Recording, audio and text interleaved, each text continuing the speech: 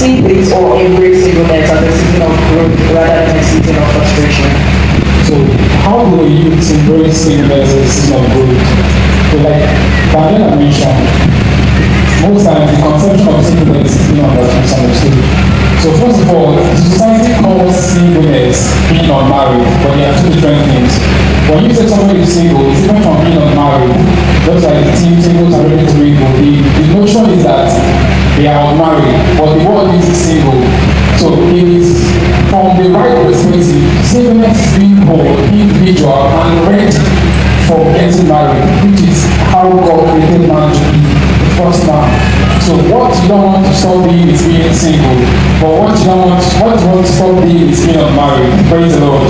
That's the first clarification. Then secondly is how do you get ready for? Secondly is that society has stereotypes. You know, when you're not married, you know, they have this kind of pressure. Say, when are you bringing the wine and all that? So you get to 25 years, everybody's looking at you that. Say, where is your wife, where is your husband? And it begins to be pressures. And the thing is that many unmarried people, I don't want to use the word single, many unmarried people tend to feel lonely or unhappy. They kind of postpone their happiness till when they get married. Many married people here will tell you, even when you get married, if you're lonely or if you're not happy, marriage will magnify it. I don't know if that's correct. Marriage will expose everything that you have as a defect. That is why you should not postpone. That's not good like I never have said.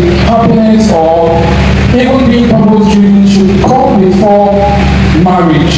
Okay, then go to the question, how do you embrace that system of growth? First is by getting knowledge.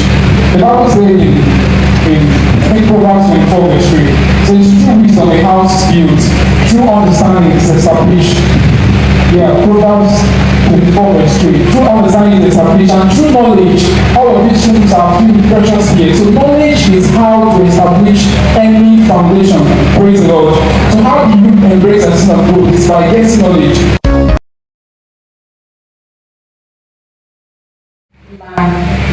What are some of the habits to develop now as a single that will help you in marriage later? Okay, thank you very much. Habits are, actions and behaviors conduct we carry out regularly and most times with very little consciousness. So for me, I would say the first habit I would advise singles to learn is to constantly be in the presence of the Lord. When you take time to have a deep relationship with God, you become intimate with God. And when you become intimate with God, you need to hear the voice of the Lord clearly. The voice of the Lord will give you direction. The voice of the Lord will give you precision.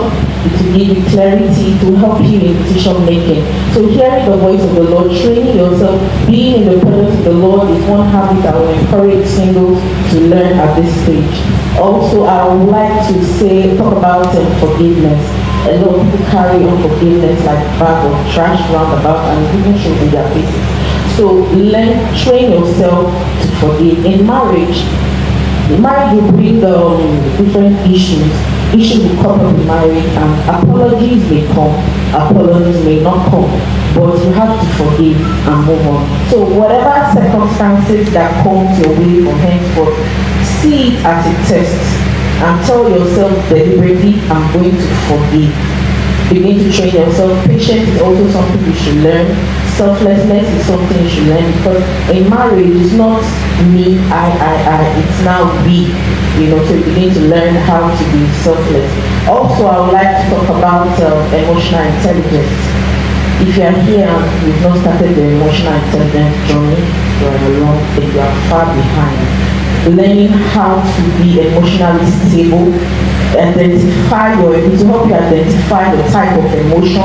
It will help you manage your emotion. It will help you to be more self-aware. It will also put you in the place of your spouse, to put you in the place of the other party, and you're able to handle situations very well as they come, because situations come.